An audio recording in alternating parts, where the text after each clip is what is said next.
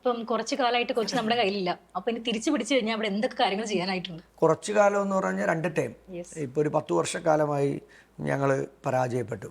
ഈ 10 വർഷക്കാലം 2 ടൈമായി പരാജയപ്പെട്ടതിൽ ഞങ്ങൾക്ക് അതിനകത്തൊരു പങ്കുണ്ട്. ഞങ്ങളുടെ പാർട്ടിക്ക് ഒരു പങ്കുണ്ട് അതിനകത്ത്. അങ്ങനെ വെറുതെ ജയിക്കുന്നതല്ല.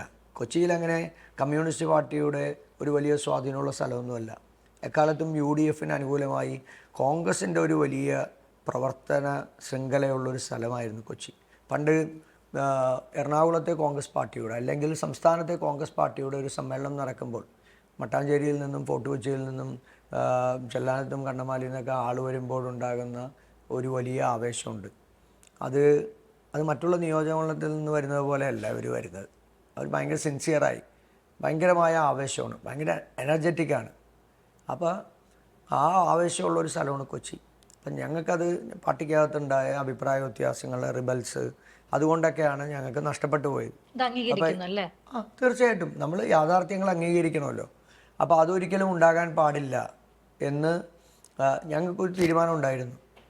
അത് ലോക്കൽ ബോഡി തെരഞ്ഞെടുപ്പിലടക്കം ഞങ്ങളത് പരമാവധി കുറച്ചു കൊണ്ടുവന്നു.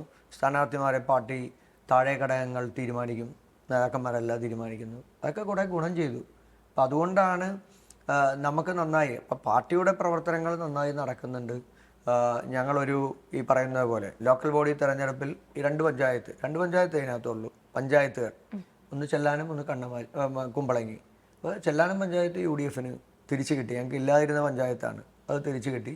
കുമ്പളങ്ങി ഞങ്ങളുടെ കയ്യിലിരുന്ന പഞ്ചായത്താണ്, അത് ഞങ്ങൾ നിലനിർത്തി. കൊച്ചിൻ കോർപ്പറേഷൻ്റെ 21 ഡിവിഷനുകളിൽ ഞങ്ങൾക്ക് ആ 9 ഡിവിഷനുകൾ ഞങ്ങൾക്കുണ്ട്. ബാക്കിയുള്ള ഡിവിഷനുകളിൽ ചെറിയ അഭിപ്രായ വ്യത്യാസങ്ങൾ കൊണ്ടൊക്കെ 6-7 ഡിവിഷൻ ഞങ്ങൾക്ക് നഷ്ടപ്പെട്ടിട്ടുണ്ട്. അപ്പോൾ എങ്കിൽ പോലും ഒരു കോർപ്പറേഷൻ ഭരണമുണ്ട്, അതിൻ്റെയൊക്കെ ഒരു മേൽക്കോയ്മ ഈ തെരഞ്ഞെടുപ്പിലുണ്ട്. അതുകൊണ്ട് കൊച്ചി അങ്ങനെ കോൺഗ്രസ്സിന് ഒരു കിട്ടാക്കനിയായ ഒരു മണ്ഡലമൊന്നുമല്ല. പ്രവർത്തനങ്ങൾ നന്നായി ഏകോപിപ്പിച്ച് കൊണ്ടുപോവുകയും നിലവിലെ രാഷ്ട്രീയ സാഹചര്യങ്ങൾ നമ്മൾ ഉപയോഗപ്പെടുത്തുകയും സ്ഥാനാർത്ഥി എന്നുള്ള രീതിയിലുള്ള തെരഞ്ഞെടുപ്പ് പ്രചാരണ പ്രവർത്തനങ്ങൾ നന്നായി നടത്തിയാൽ നല്ല ഭൂരിപക്ഷത്തോടുകൂടി ജയിക്കാൻ കഴിയുമെന്നാണ് വിശ്വസിക്കുന്നത്.